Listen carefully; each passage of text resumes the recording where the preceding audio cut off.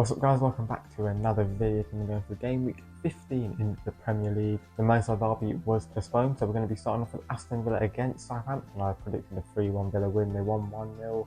Duran finally started a Premier League game for Villa and he scored. It was a really nice goal as well, and Watkins came on in the second half and missed quite a few good ones. Nathan Wood made a crucial challenge on him as well.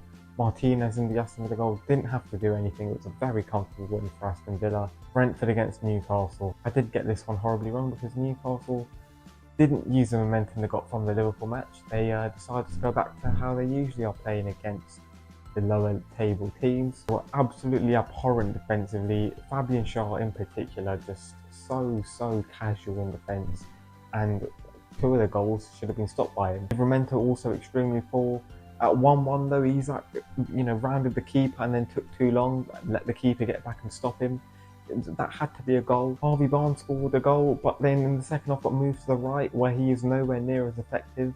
And it's no coincidence that that move also coincided with Newcastle playing a lot worse. In the first half they were actually okay. They, it was pretty even. Barnes was playing quite well. He put in a really good cross for, I think it was Livramento at the back post. But in the second half, he didn't really do anything. Gordon didn't do anything when coming on. And if them two are going to play together, and I think they should, Gordon has to be the one on the right because Harvey Barnes has an absolute weapon on the right foot. And he can launch a missile into the top corner, whereas Gordon doesn't really have that capability. But honestly, man, why do Newcastle not show the same desire and intensity against these lower table teams as they do in the big games? Like, obviously I get it's a big game, let's get at them. Like, I do understand that these teams play deeper and Newcastle don't really have the personnel to navigate that because they don't really have a connector. In fact, they had to sell Elliot Anderson. But they still have to play better than they have been. Brentford's unbeaten home run continues and Bremo and Viss are on the score sheet again, as with Kevin Jardine for the second game in a row.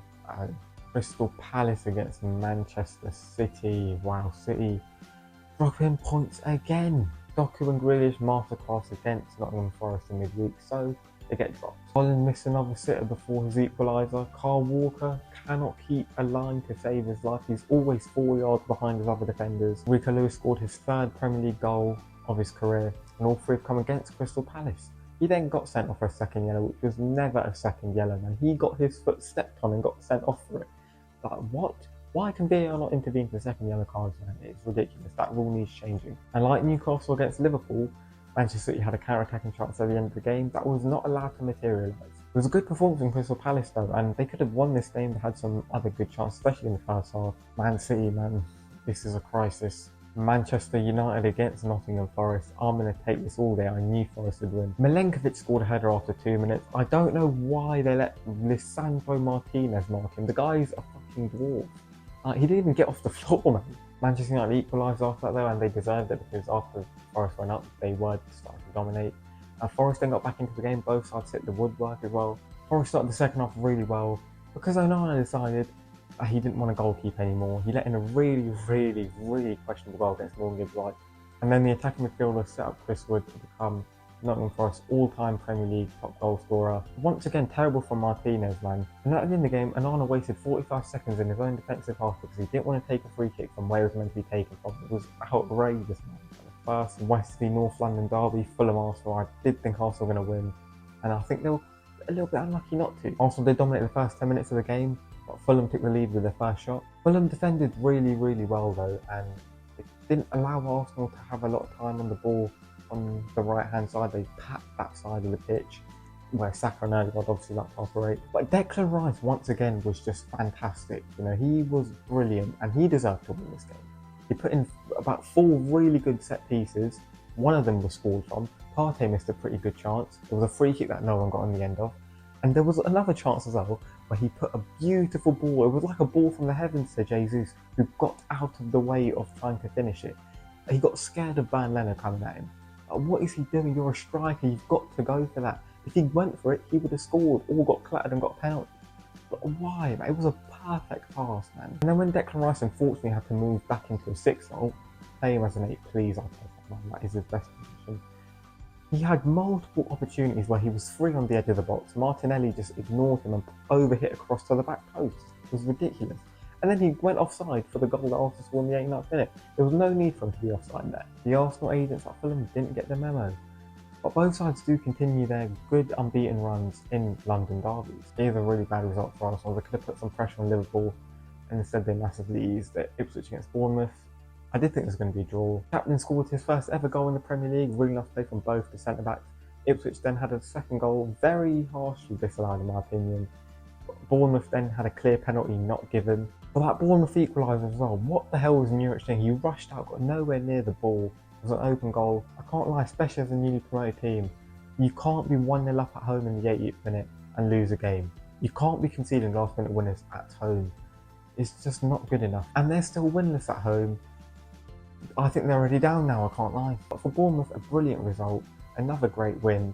3 wins on the bounce. They should be very much looking for a European adventure next season. Leicester against Brighton, I did predict a draw in this game. First half, Brighton were definitely the better team. Matoma missed a sitter, Lamptey scored a belter, Stepinian had a very good shot save.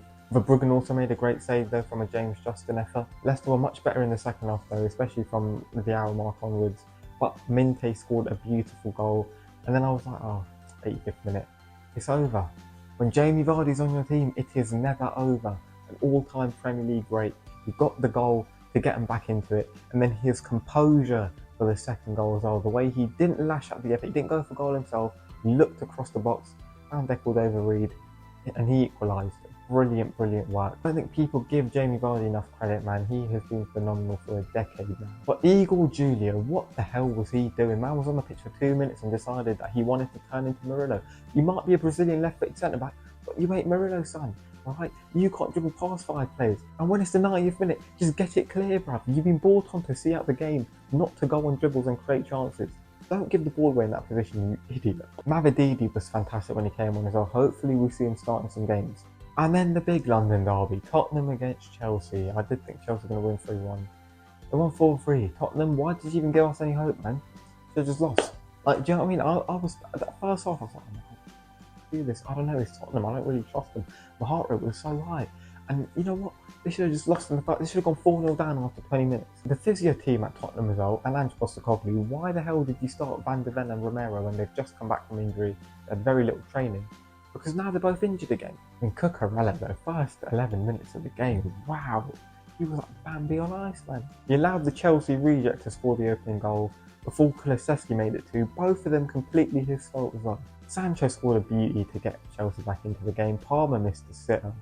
But at half-time, Tottenham were winning, although Caicedo should have been sent off for a horrid challenge on Sarr, and then Kulusevski should have been sent off for Owen Lavia. Sarr did hit the crossbar, Solanke missed the sitter, Forster had to make some really good saves, and then Yves Bissouma gave away the most stupid penalty I've ever seen. He just went diving in, it was so bait. Caicedo got the penalty, but obviously Palmer tucked it away. Heung-min Son as well, man, he is so washed. I know he scored at the end of the game, but Jesus Christ, the chance he missed. It's very sad to see, but he's been on a massive decline this season, man. And Enzo Fernandez, since leaving his wife and kids, has turned into a top player. What the hell has happened to him? Why does he actually look really good now? And then Pape Matar Sarr gave away an even stupider penalty. Palmer's going away from the goal, and he just completely cleans him out. What an idiot. On a more positive Tottenham note though, Maddison came on off the bench and did really well for the 3rd goal. So hopefully we see him starting a bit more, because I don't know what he's done to get dropped, considering he is their best attacking midfielder. The Chelsea don't title race, and I hate to see it. But this was another great win for Chelsea. They do always beat Tottenham, so it's not too unexpected. But yeah, defensively maybe you do need to, I guess it was just cook on his boots, to be fair, that take them in this game. West Ham against Wolves in the El Sacico. Final game of the game week, I did predict a 3-1 West Ham win. They won 2-1. Somerville was very threatening early on in the game, but Wolves conceded yet another set piece, man. Get them a set piece, coach. They should have had a penalty, but they equalised a minute later.